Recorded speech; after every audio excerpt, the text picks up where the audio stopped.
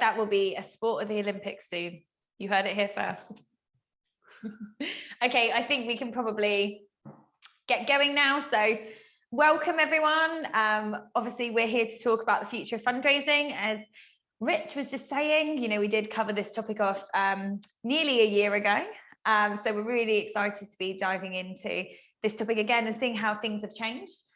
Just a quick summary of what we're going to be chatting about today. So we're going to be doing some introductions, telling you a bit about us and what we do here at Three-Sided Cube.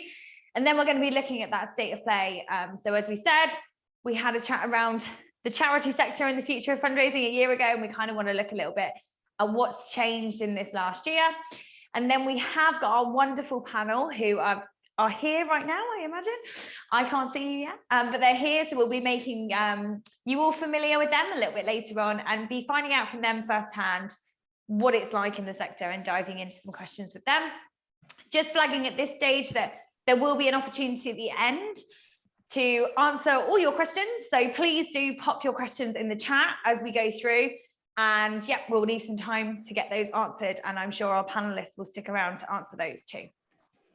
So I'm Gabby, and I'm the head of commercial here at Three-Sided Cube. And I'm Rich, and I'm the MD here at Three-Sided Cube. And we are a software development agency, but we are very mission-led. And that's what brings us to do all the work we do with the third sector. Probably, I would say, about 80% of our clients are in the third sector, either NGOs or INGOs. And the mission we have is to change millions of people's lives for the better.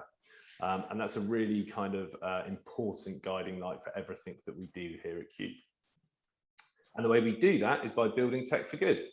So technology has a huge impact on the way that people live their lives, and always has done throughout human kind of evolution. From the kind of first tool that primate picked up through the printing press or the industrial revolution or mobile, digital, all of those big step changes that happen in technology have a huge impact on the way that we live our lives. But what we always say is the technology itself is agnostic. So it doesn't care how you use it.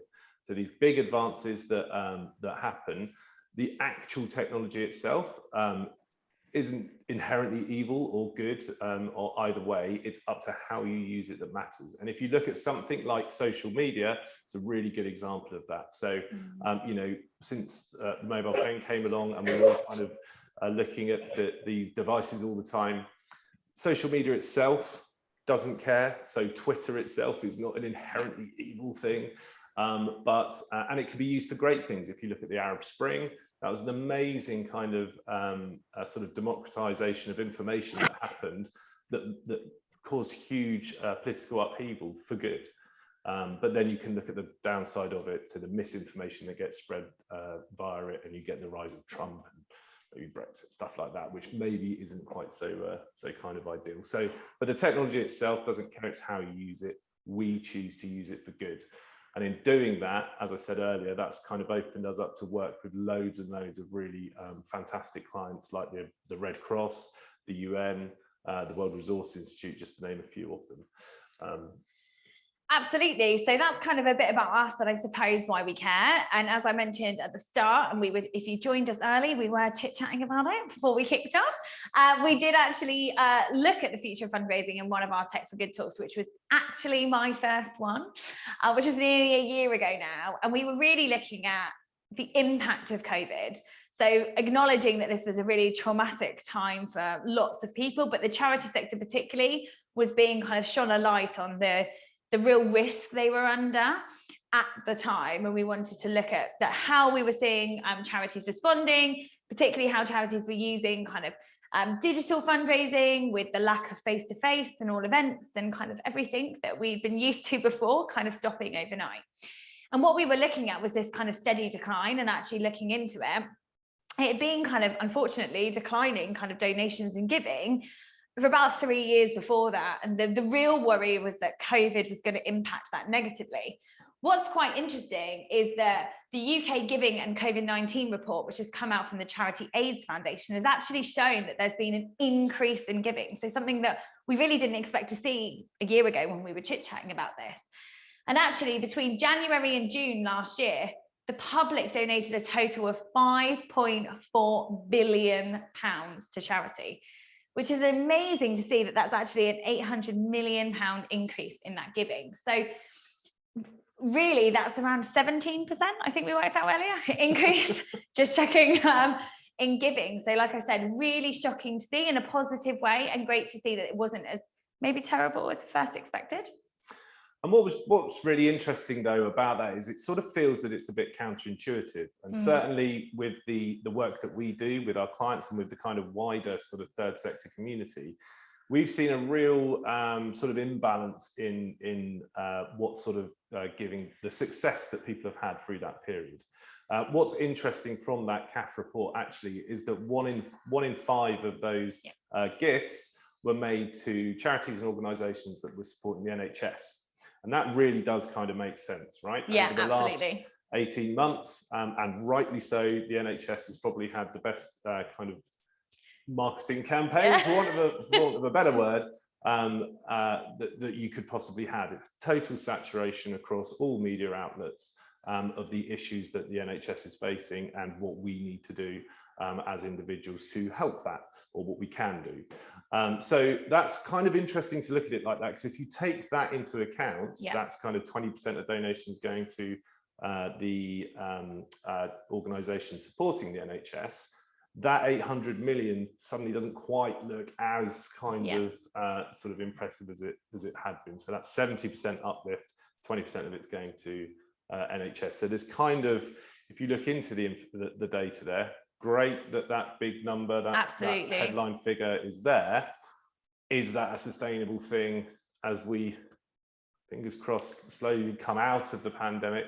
You know, is that going to continue? And what we were going to look at as well is how can other organisations and charities sort of take advantage of that halo effect that's happening from that kind of upswing in people's propensity to give, and how that's kind of happened for them. Yeah, because I think what's really interesting is there is that willingness to give, particularly at a time when, for a period of it, particularly around the beginning, you know, looking at this data and seeing it was actually January to June, so that's quite early on when this first kind of COVID first hit. There was a lot of uncertainty around income, around what people's livelihoods were going to look like. So to see that there was still this urge and intention, and actually that turned into action to give, is really interesting. As we want to kind of talk about a bit more, it's how you create that kind of empathy. So in this situation, it all personally affected everyone. So how can you kind of create that situation where people can feel more connected to the cause and obviously, hopefully give?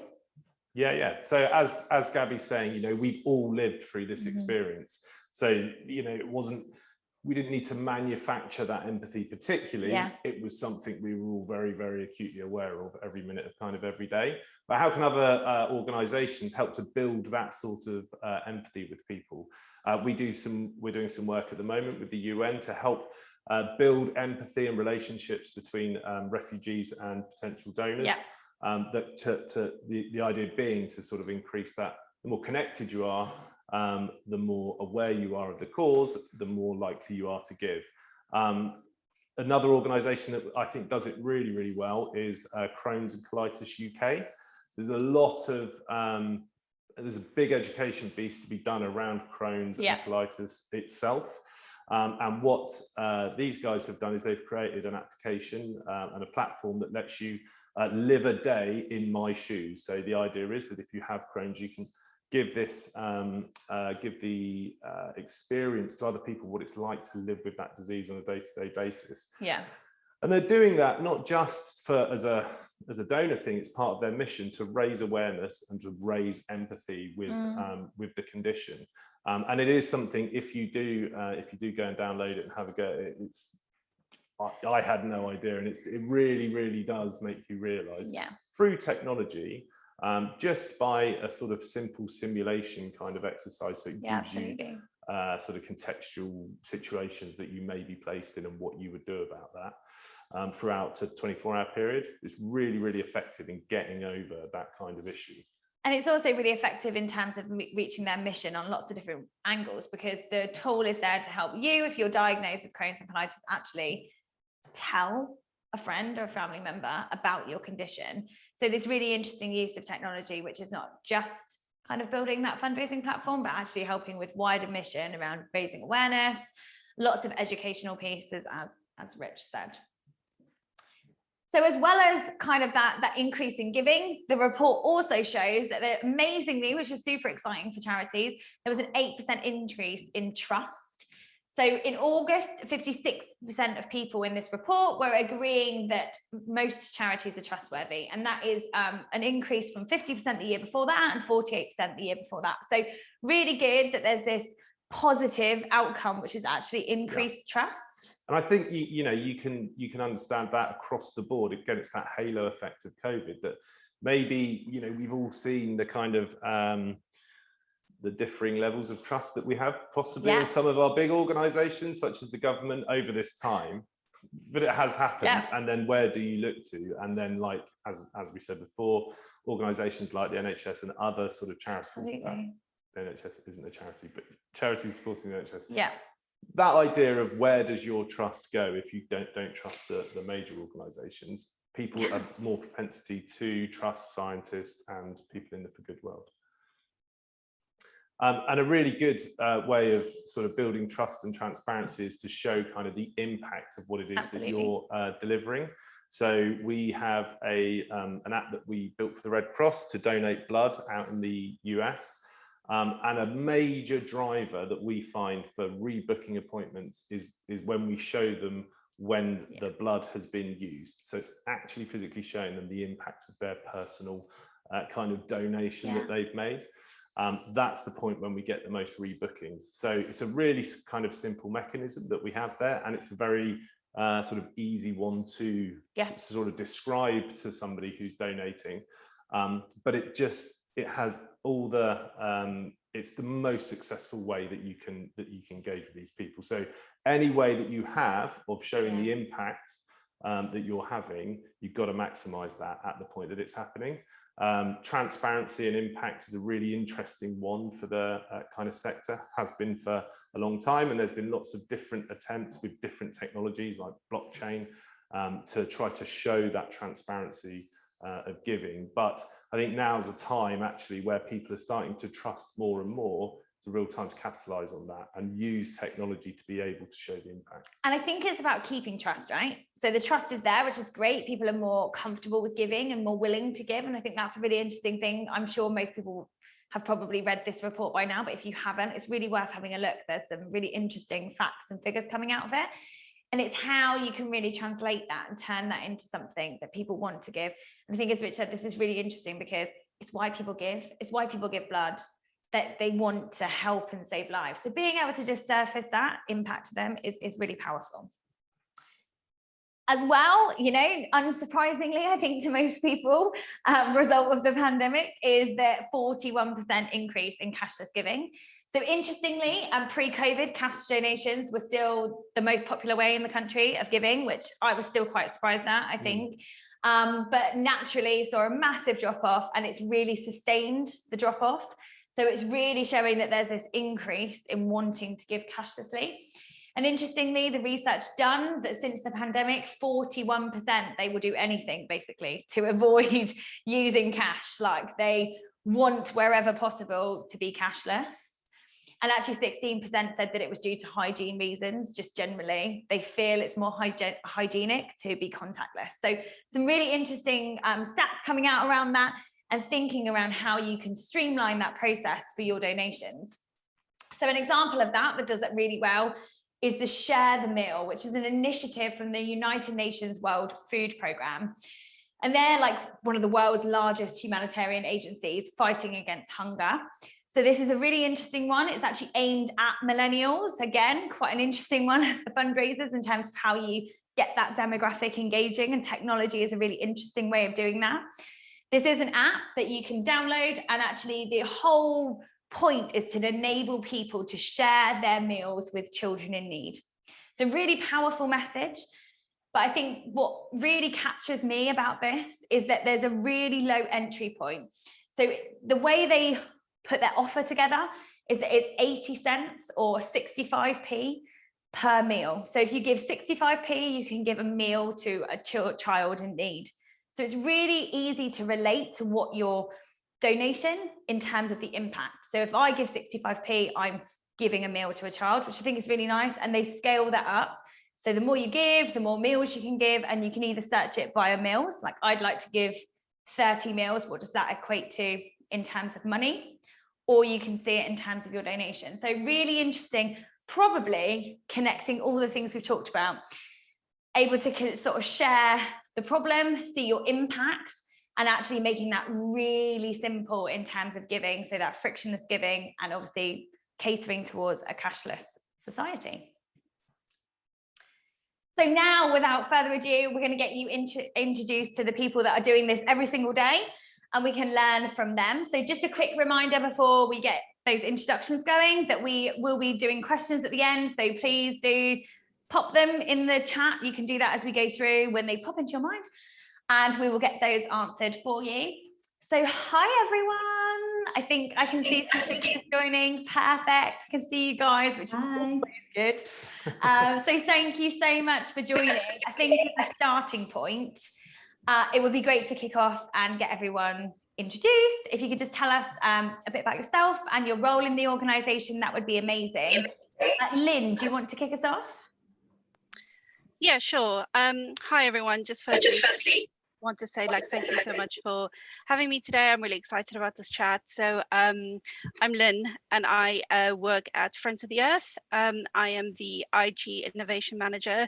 So I have worked there in an individual giving capacity as well. But at the moment I'm in innovation, and supporting that IG function. So it's kind of coming up with new propositions and products that we can then put into the IG program as a whole to try to recruit new supporters. So yeah, a bit about me. Amazing. Thank you so much. And thank you for joining us. We're delighted to have you here. Jess? Hi everyone, thank you again for having me as well. So my name's Jess, and I work at Julian House, which is a homeless charity based in Bath but covers a wide percentage of the Southwest, and I'm the Senior Community and Events Fundraiser. So a big part of my role is engaging members of the community and also putting on fundraising events and encouraging event participants to take part and help fundraise for us. So technology comes a lot into play with that. Yeah, I mean, really interested to talk to you about the shift in your role from when COVID hit. That's going to be really amazing. Thank you so much for joining us. And Adrian, I think you're there. I can't see you, so I'm hoping you're here. Yes, I am. I'm sorry. It keeps asking me to start my video, and it doesn't like the camera for some reason. I'm Adrienne Williams. I'm Community Fundraising Engagement Manager with Save the Children. My role covers lots of different income streams, which were obviously really affected because my role involves people being together, which was a bit difficult. Amazing. No, it's great, and thank you for all joining us. I think you cover really similar areas but really different areas, and it's going to make a really interesting discussion when we dive into it. So obviously we've kind of just been chatting a bit about the things that we've seen and the impact we've kind of pulled out, I guess. But obviously you guys are living it every day. So I suppose a really sensible place to start is just to kind of dive into a bit of what the short term and maybe even the long term impact that you're seeing of COVID. Lynn, as you kicked us off, would you mind starting and telling us some of your thoughts on that? Yeah, sure. And sorry, all you get a first person glance of my bedroom. For some reason, I can't put my background blur on, but welcome. Yeah, so basically, I think we've all in the charity sector already seen the big hit the economy has taken as a result of the pandemic. We've seen subsequent financial and employment impacts across multiple sectors, and obviously the huge burden on the NHS and the healthcare system. It's currently an absolute emergency, and I think this will probably continue long term. But in terms of long-term impacts, or longer term impacts that kind of have connections to the fundraising sector for sure is actually some things that you both have actually mentioned, Gabby and Richard. So the low levels of trust in the government, We're seeing widening geographical and structural inequalities, greater, but things to me that kind of like really stand out as well is like greater awareness of the importance of mental health, increased importance of like local communities and people being really aware of what's going on in their area and supporting their local high streets and things like that. And obviously other things like rising unemployment and changing labor markets. Sorry, there's so much, but those are kind of some of the key takeaways to me. I think that's the thing, and I think it's really interesting, and it was one of the things that I think we pulled out at the start, but like when we did this a year ago, there just seemed like so much, like there's such a huge, vast impact, as you said. It was hard to know where, I imagine, being in it, where the priority was. And then reading this report, it was kind of like, oh, and then is it that bad in a lot of areas? And then is it? But I think, as we were trying to say, when you dive a lot deeper, and from the conversations we're having, like with yourselves today, it's really interesting to see where that priority's been. Jess, with the homeless side, has that been very much the same? I mean, it was something that was really brought into the limelight, I think, at the start of the pandemic. Has there been anything in terms of impact, maybe positively or negatively, that you've seen?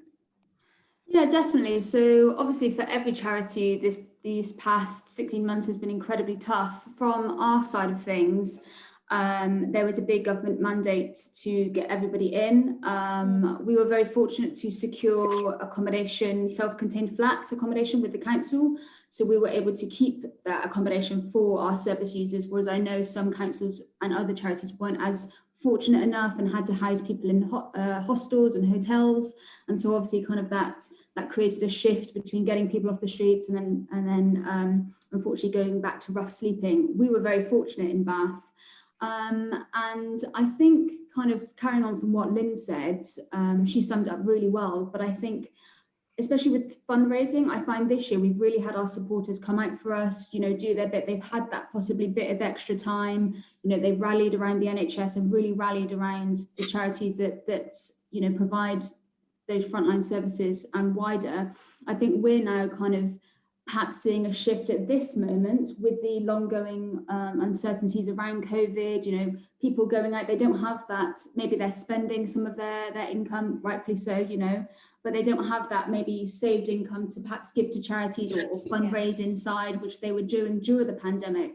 So we're actually kind of thinking long term, we may start to continue to see some of the difficulties in fundraising moving forward, with people losing jobs, possibly you know, not having that expendable income that they were given to charities, you know, possibly getting back to work rather than staying on furlough, so not having that time to fundraise. So it's going to be a really interesting time to watch, really. Yeah, absolutely. And it's so interesting, isn't it? Because all of the emergency support, I think, for charities came kind of with the initial burst. But it's really interesting to see and hear the response that actually your supporters came out and were kind of rallied and kind of gave you that support when you needed it. But actually, it's the long-term impact as well, with everything that's going to be set to come, with economic impacts and everything, that actually there is that kind of risk and danger prolonged. There is a risk around it, but it's a huge opportunity. It's a huge opportunity for the sector, I think, because we were really bold over the first kind of, well, over the whole period, actually, the increase in people's propensity to want to do good and to want to help. Yeah, absolutely. Across the board, however and whether that's donating money, it was more donating time. All of our volunteering platforms that we work with people on, the take up went through the roof and sort of has stayed there. And I think what we've got as a kind of sector, we've got an opportunity to grab hold of that and run with it. And where there is uncertainty, possibly around people's employment and stuff like that, it's, you know, there's an opportunity here for people are looking to try to you know, make some sense of it all and have a bit of meaning and like reset a bit. And you know, you've got to take advantage of it, because now's the time to do it. I guess the challenge is finding how you continue that momentum when it's not thrust on everyone daily by the news, because, you know, it's absolutely that. I think the will and the want is there. It's how, obviously, connect with them to do that. I think, as you mentioned, is about having that transparency. I think kind of once you've got that supporter on board, and it's about nurturing them and giving them that transparency and showing the real impact that they're making on people's lives. I think investing that time in them is how you're going to keep them. So that's, like you said, a real opportunity for charities to pursue at the moment. Yeah, Adrian, is that the same at Save the Children? Is it being similar for yourselves in terms of your experience and the short-term impact, and perhaps what you're looking at in terms of long-term impact? I think short-term impact for me was based on how our community kind of changed direction. They had to find their new normal really quickly. Initial reaction from a lot of our fundraisers who work in the community are of an older age group. So many of them actually were shielding and were very frightened of coming out again. And we're still in that position now, I think, with some places like our charity shops. There's going to be a turnover of people involved in that, because people have realised that, you know, COVID isn't going away, and therefore their fear of it isn't.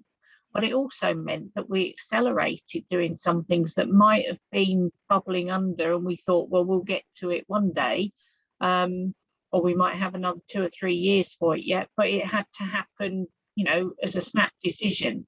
So our online shopping offers got much better, that kind of thing. And our volunteers really did extremely well in adapting some of their fundraising ideas to become virtual rather than face to face. It's been interesting that the kind of, and when you're talking about cashless giving as well, just across all industries really, what a lot of the sort of technological steps that were being taken, not at snail's pace, but fairly slowly. Things like this, to be honest, you know, we all know now this is a totally normal thing for us all to be doing. You know, you guys at home, we're here, it's a blended experience. Talked about that for 10, 15, 20 years, and now we have to do it all the time. Same with cashless giving. It's just accelerated that kind of, you know, that technological innovation. So it's interesting, you were saying, Adrian, about the your e-commerce platforms and those starting to take over. We did some work, was it 2 years ago now? Maybe 3 years ago, of an organisation called Haru, who are based out of Ireland.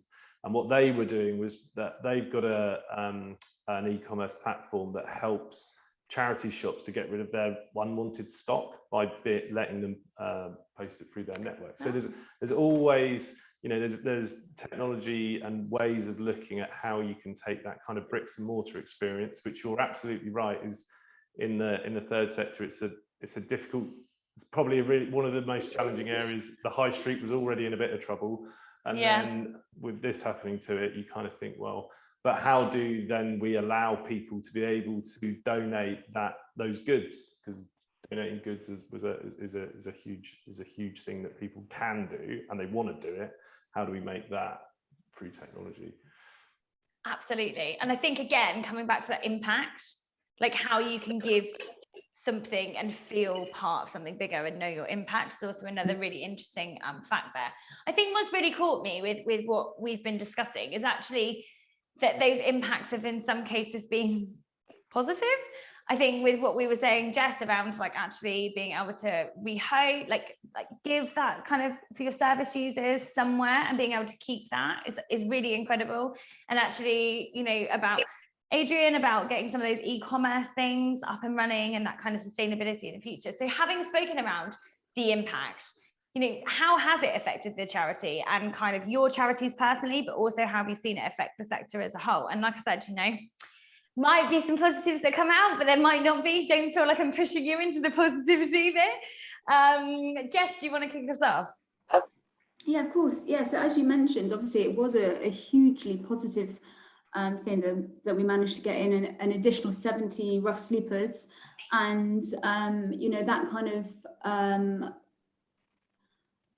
giving them somewhere to live, or like having the ability to house them has helped immensely. You know, without that home, without that stable place, you can't begin to kind of work on so many of your other kind of traumas or things that they had been experiencing. So obviously addiction is sometimes a problem for some of our service users. As soon as they were in their home, they felt more ready to engage with our addiction recovery services. Obviously mental health was a really huge issue that obviously really struggled during the pandemic, but we were able to put in lots of more additional resources for them, because obviously they were at home. We were able to give them laptops, phones, that engagement. So that aspect has been really positive. I think it's still been, of course, a huge challenge not having that face-to-face, and especially for some of our service users who perhaps are more used to the face-to-face and not having the technological skills to adapt. I think that's been a real big challenge.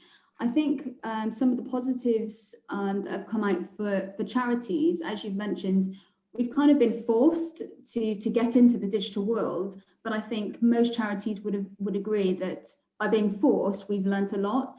And although we're probably at all different stages along the technological pipeline, I think we can all see the positives of technology and how we can use it better.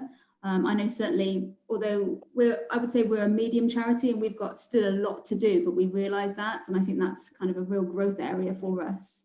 Absolutely, and I think it's interesting, isn't it? Because I come from the charity sector, previous life before this job, and I think it must have been perhaps easier to bring stakeholders along the journey with you as well. I think there's historically, in my experience, been a bit of reluctancy around technology in the sector and just a little bit of fear of the unknown. And hopefully there's something in that it's maybe allowed people to test waters. Definitely. I mean, for one of our events, I know we were talking about this earlier, but it's the Big Bath Sleep Out, which is one of the biggest events that we do. It's always been in a park every single year for the last 12 years. This March, we had to make it virtual. We were really nervous. We'd never done that before. We managed to get some fantastic pro bono support and managed to do a really great live stream. And we had so many more people involved. We did a feedback form. They said, oh, we wouldn't have attended unless it was at home. So learning from that and growing it, we're now going to make it a hybrid event moving forward. And that's been a really positive part of it. Amazing. And in terms of Lynn at Friends of the Earth, is that different? Is that similar? Is it a bit of both? Yeah, it's there are definitely some similarities for sure. But it's kind of been, I have to say, like being in the environmental sector, it's been a little bit different and kind of trying to find, to get like our kind of messaging right and how we like reach out to our supporters and get new people on board, because although there is some overlap between, kind of people really connecting with like their local community and like wanting to do what they can in their area to kind of improve the environment and things like that, as well as kind of the pandemic has been like really stark and like showing like the big gap between people who come from like more privileged areas to others who come from more disadvantaged backgrounds, and like their kind of access to nature and how that kind of disproportionately affects people in areas like health and mental well-being. So for us, it's also kind of been trying to foster that kind of sense of community through using things like, we've done it through some of our appeals, kind of to try to like communicate, that kind of like gap essentially. But other things that we've kind of done includes new kind of big data tools that we've incorporated on our website. Like a project we've got at the moment is like called Near You. So you can kind of go onto our website, put your postcode in, and it basically will tell you where your kind of like council and like how they're doing against kind of climate targets to 2030 in areas like transport and housing, and renewable energy, things like that. But then it also gives people a chance to act and get involved by telling them, here are your local, your nearest local groups that you can join, and like just make a real tangible difference on the ground. yeah, so we've kind of been exploring that kind of side of things, and trying to like really get the community message across, and try to engage people in that way. I think that's really interesting around the charity differences as well, in terms of like where the support was and where people felt the need was. I think it means that that's really slimming it down, but I think there was this sense of like emergency, quick, like in terms of that and where people saw. And I think again, the opportunity really is in the next phases in terms of how that recovery period looks. And I think, hopefully with sustainability and kind of green recovery, I mean, feels like such a great time to do it, that everything sounds great and we're certainly all here behind it. So hopefully that's something that we can see in the future. But really interesting points, and I think around that tracking, that sharing of data and information with people, so they can really understand what the issues are in their own communities, to then be able to know how to act, I think is a really interesting one. And that again comes back to that transparency. Yeah, and I think it really is kind of, like the number one thing is like, it's, understanding your audience, but also giving them like agency to really do things and like take control of how they want to give and how they want to get involved in different charities, and we're seeing kind of like younger generations also engaging with like multiple different charities with like one-off cash donations, so you kind of want to kind of try to get people involved on all different kinds of levels. Yeah, absolutely. So interesting. And Adrian, for Save the Children and yourself, like how was the effect for you? Well, I feel the pandemic has enlightened a lot of people into some of how the systems that we took for granted worked in the background, things involving health, social services, education, those kind of aspects, just in the UK, let alone elsewhere. And I think the public are much more informed now about how things happened. And it's enabled us to be able to show people, and as a rights-based organisation, we were able to sort of say, look, children are missing out and it's their entitlement to this. And that actually motivated a lot of people. So whichever channels we use to do that, whether it's through joining with Marcus Rashford, or campaigns we had to do with the G7 meeting recently, then that kind of thing, we've been able to engage people an awful lot in that. And I think the acts of individuals who've taken up their own challenges in order to raise funds towards things, and they know that they're going towards an emergency grant that we do for children or something along those lines, they know it's going to be used very quickly. And not only that, the technology in being able to gather statistics, we're able to say to people, we know that there's been a backward step in terms of children's rights and how survival rates and things like that. So which we would have taken months to calculate in other times. It's so interesting because I think, again, that opportunity there, in terms of, I think there has been for a while a bit of a lag in what used to be public funded. There's an expectation still with people, well, government pay for that, don't they? Like, when I need a service, it'll be there, right? But there's been this whole kind of like lifting of that kind of like false sense of security, and being like, actually, these services don't exist. And if people don't support them and they don't rally behind them, they won't be there. Kids won't get fed. When you need something, there won't be that service. So again, in terms of that opportunity, that education piece now being there, it's really exciting in a lot of ways. And I think it's been really interesting to watch charities try different mediums and getting different demographics, for example, to be involved. So hopefully there's a lot that can come from that, and super exciting to see that it's the same for you. So I'm just conscious of a few questions coming through, and at this point I'm thinking I should probably move to the questions, although I would happily sit here and chat with you all. I should probably start getting some of those across.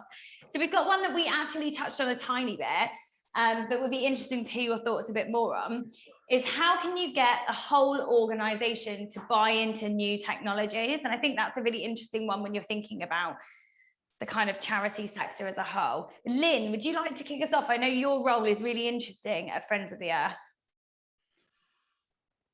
Oh, sorry, unmuting. Yeah, no, I think like as we kind of move forward in the kind of fundraising sector, things like innovation really is becoming king in the sector, to be honest. And like, I'm not going to lie, like there are loads of you know, charities out there or organizations where people don't really see necessarily like the real need for like investment in innovation because of it's kind of like it is kind of like an uncertain space to operate in. But I think, you know, it's about kind of like really trying to like prove the benefits of the project, the thing that you're trying to implement, really trying to understand like the organization's kind of like fears and kind of concerns around like that kind of investment as well. And just kind of getting people, like talking to people, and really like something that I found really helpful that we do at Friends of the Earth. It's like we do really big kind of innovation sessions where we use like really great tools like, you know, Mural, for instance, you know, where people can like really join in on the chat and like put all their ideas on paper so people feel like they're really part of the development of something. You know, and obviously like keeping people really up to date with the progress of any kind of project that you're working on. But yeah, I think that like for me, it's just really like having like a real deep understanding about like the initial concerns and kind of trying to like allay those fears in whichever way you can. I think that's really interesting in terms of having that involvement as well, like making sure that stakeholders are involved and everyone's involved in the process, so that actually you take people on the journey with you. I think is a really interesting point. Adrian, is that same, do you feel, or is it slightly different in your experience of how you bring a whole organization on the journey with you?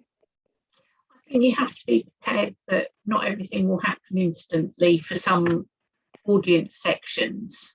But the way I would go about that kind of thing is you tell people about the impact and the change that can happen through the technology.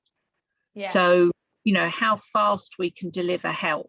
Yeah, I mean, it could be something as simple as their funding will actually help us get a helicopter out to where there are floods and nobody else can reach those people that are stuck on that land. Things like that, that's where the difference comes. And if they can pay more quickly, we can get the help more quickly and we can save more lives. Yeah, again, just being transparent and getting those messages across, like it's kind of the same thing, isn't it? It is. It's so interesting because it's just coming, but then that's really powerful. Nature, yeah, and it's how. Jess, is that similar in your experience? Yeah, definitely. I think both Lynn and Adrian made a really good point about getting your stakeholders involved early. So kind of having those open meetings with your trustee or SMT team, and also getting them involved in perhaps smaller innovation projects. I don't know, something different that you're doing with your marketing or social media, just to make sure that they feel involved. So when you've got perhaps a bigger project that needs further investment, they will understand how technology can be used for the better. And I think kind of sometimes things can be very scary. I don't know if it's a big price bracket or something, but I think in fundraising, you always have to try and test things. Yeah. You know, some things will work and some things won't, but that sometimes is fundraising, and you have to be brave. And I think getting stakeholders involved in the process early on is the way forward. I think that's really interesting, that risk element. You know, I hear a lot of people talk about risk, and I think it's interesting in terms of what the charity sector sees as risk versus what other sectors, like the corporate sector, for example, see as risk. And there's just, as you said, I think there's just a lot of reward in risk, if we're going to talk about risk, but often it's not that risky is what I'm saying. And actually you can test it in a way that doesn't actually involve, you know, huge amounts of investment, to get some sense that actually, yes, it is what users want, it is what donors need. So, and actually that really makes sure that you're spending your money where you're going to get the most return on investment. And that's certainly something that... And understanding the risk of not investing, yes, and the risk of not exactly. innovating. Because, you know, if you don't, then you are going to end up falling way, way, way behind the curve on stuff. I think the charity sector is really open as well. You know, there's lots of forums for people to chat and network. And, you know, I'm sure there's always somebody or another charity who has exactly done that innovation. So it's about getting out there, chatting to people, doing that research and putting together that business plan that you've got to present, you know, to your manager or somebody higher up. Agreed. And I absolutely think that, like, it's so, you know, we're so lucky that we still I still kind of work in this sector. We're always speaking to charities, and it is just such an open, friendly, kind of caring, you know, sector. And people are so willing to chat and share their experience. So I certainly think that's like a huge, anyone is looking for advice, you know, just ask. People are so willing to share their experience, and that kind of insight is totally invaluable when it comes to thinking about what you want to do next and how you can achieve great things. So we've got a couple more that I'll try and get through. We've got one question here. Is technology sometimes a hindrance for charities? And this is quite an interesting one. I'm sure you'll have thoughts on this. Adrian, have you seen any examples? Do you think sometimes it can be a hindrance for charities? It can be if you cut off all other methods and get scared of it. I think it is about introducing it early. Sometimes it's about meeting other people's needs and accommodating their abilities or raising their abilities. I think is something that, you know, it's really enjoyable to do.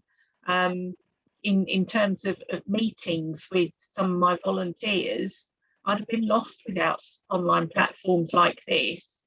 And I wasn't worried about them being able to handle it because they probably had it installed by their families and friends and made it useful to them. Absolutely. And I think it's also never assuming that technology is the answer. In some cases, definitely is. And I think, you know, it definitely is the solution if it's right, again, for the users. And like you just said around the volunteers, you know, that connection was so valuable for so many people, not just in the workspace, but actually just to kind of get through the loneliness of being separated from loved ones. I think it really is considering what the problem is and then looking at the solution. And I think often people assume that technology is the answer without actually considering what the problem is and what they're trying to solve. Absolutely. It's always there as a facilitation. It facilitates the end game, which is the you know, for you guys to be achieving your mission, whatever that is. Where I've, in my experience, where it goes wrong is when they put the technology first. And you think, oh, what should we do with X? Like, what are we going to do with virtual reality, or what are we going to do with the blockchain? You know, and that's not the right way around to do it. The latest fad sort of thing. That's it. It's like you just need to understand a sort of seamless experience to get to where you need to get to, and then think about how the technology can work underneath that. If it's a hindrance, then it's usually been implemented badly. You shouldn't really see the technology. You shouldn't, when at its best, you don't experience it, if that makes sense. You don't notice it's there. Yeah, absolutely. Lynn, I feel like I can't move on without asking you in your role. Do you have any thoughts on that? You know, absolutely, I do. I really agree with what Adrian was saying about, you know, kind of like having different options, because I think in like the current you know, like especially like in the digital and fundraising space, we need to like look at it really holistically, because you don't know how your supporters are going to come to you. You know, so I think like hindrances, like we're seeing like obviously with like the real push in online giving, have like just optimizing things as much as possible, you know, like optimizing your cart abandonment rates, you know, like really making that kind of online experience as slick as you possibly can, like really make it as easy as possible. So we're seeing like a lot of QR codes making a comeback, and you know, things like that, like POS systems that, you know, charities can use for quick one-off donations. But just like something that to touch on what Adrian also mentioned is like also like the offline side, and like knowing when technology isn't quite like the right thing. Because I think at the beginning of the pandemic, at Friends of the Earth, we did actually pause our fundraising for a short period. And the first thing that we kind of wanted to do was like just really prioritize the retention of our supporters. So we did like a really big telemarketing kind of campaign, and just didn't ask anybody for any donations. Like we and genuinely, we just wanted to check in with our supporters. And honestly, it was just like such a wonderful experience, just being able to talk to people and ask them how they were, and you know, if there was anything that they're struggling with at the moment, you know, or like they're just wanting to talk about how they felt about everything going on. Yeah, so I think it's like really good to kind of get the balance right and know when technology is sometimes not the best option. Absolutely. And I think there was that really magical moment, wasn't there? You know, where people were at home, they were available. Yeah. They suddenly didn't have all of these like plans that were pulling them left, right, and center. And actually, like, as a charity, being able to reach out to people that have supported you and have a conversation can, in my experience, be quite difficult, because it's a lot of diary management. It's a lot of like crazy trying to get everyone together moments. But actually, there was that lovely period where actually everything slowed down a bit and actually people could connect. And I think there's some really interesting and that value in terms of you being there and really caring, and the way you've just explained it, I think is really magical. And Jess, before we move on, just in case, you know, there's anything that we haven't covered, I feel like we've covered quite a lot. Don't want to move on around the hindrances that you would feel. I think, Lynn, I think you all summed up really well, actually. I think the only thing I would say is that I think tech is never really a hindrance, but I think it can be very overwhelming. I think especially depending on what size of charity you are. You see kind of the big charities, you know, doing this, that, or the other. And I think there's a lot of pressure sometimes to think I should be doing that, or, you know, I need this for Facebook, or I need this for something else in my event, or whatever sphere of fundraising. And I think bring it back down to perhaps what you're trying to achieve, and get maybe like one or two really key tools that you understand and that you can implement, rather than feeling you need to do tech hit left, right, and center, because it can be very overwhelming sometimes. Absolutely. And I think sustainable, that's the other thing, you know, really making sure whatever technology you're implementing is sustainable and that can keep sort of achieving and getting those kind of good impacts that we want. Right, so we've got one that I feel like is going to be a straight question, unless anyone, please put your hand up if you would like to answer this. But I know there's someone stood next to me that will be more than happy to answer this one. So the role of Bitcoin within charity/fundraising model, and do you have any good examples? So I'm going to let, if anybody on screen wants to wave to answer this, feel free, but I'm sure Mr. Richard Strachan, you might have some thoughts on this one. It's interesting because, I mean, the way Bitcoin is the currency. Obviously, blockchain is the technology that's built on. It's two completely separate things. Is what is worth pointing out. There was a big, about, what year are we in? 2021. So about 4 years ago, 2017 was massive for blockchain and the impact it was going to have, and how it was going to completely change the face of fundraising and charity. And it just, a lot of that stuff, just, I haven't seen that follow through, particularly in the sort of crypto world. It was quite interesting for like legacies and philanthropy. That was quite there was a lot of, obviously there was suddenly a lot of crypto millionaires hanging around who perhaps, you know, suddenly came into a lot of wealth.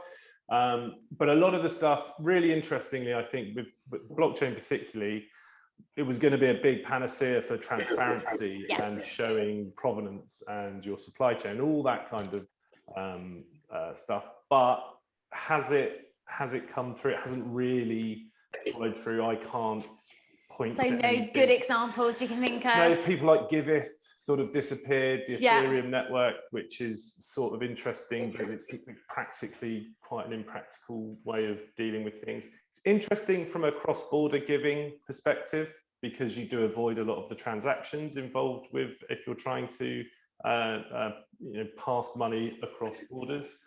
Whole load of moral issues around whether that's good or bad as well. So it's an interesting one. Personally, I question it quite a lot. That definitely feels to me like it's a solution looking for a problem. But I don't know if you guys have any more positive experiences.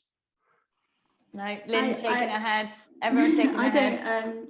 We've had nothing to, I've never really seen it in the charity sphere, but I think kind of, again, I think it comes back to that trust. And I think obviously, as you know, cryptocurrency isn't currently well used within the UK or, you know, within the government SME or anything. I think it's very difficult to then expect, you know, our supporters to be at that stage as well. So maybe it's something for the future if it gets adopted in the wider sphere, but we're certainly not currently looking at it. I mean, interestingly, when you look at it in terms of it's a hindrance for charities as well, technology being a hindrance, if you did get a big donation of Bitcoin or Dogecoin or whatever particularly crypto things fashionable this week, like giving that to your average person to try to turn into something they can actually spend is pretty mind-blowing for most people. You know, it's quite a thing to navigate. So absolutely brilliant. We have one more which I think I can answer pretty quickly, and then we will probably thank our wonderful panelists. So what is the name of the report you mentioned? So I'm presuming this is the report that we were referring to earlier on. So that was a report by the Charity AIDS Foundation, which is known as CASHLESS. And you can get that online. It's the UK Giving and COVID-19 report. And that was based in 2020. We will do a little link to the report when we say thank you to you all for attending. So yeah, thank you so much, all of you, for joining us. But thank you to our panelists for sharing all that insight and that knowledge with us. We really appreciate you giving us your time to kind of share that with us today. So just one last thing to mention before we love you and leave you all. And that is our next Tech Good Talk, which is on the 24th of August. And we're going to be looking specifically at impact. We've talked a lot about it today, how important impact is to organizations, not just in the third sector, but it's huge in the third sector, but across the piece, the impact that you're having as an organization. And we're going to specifically be looking at how you can measure and monitor that going forwards. Yeah, perfect. That will be on the 24th of August. So we hope to see you then. Thank you so much. Enjoy the sunshine. Cheers, guys. Bye-bye.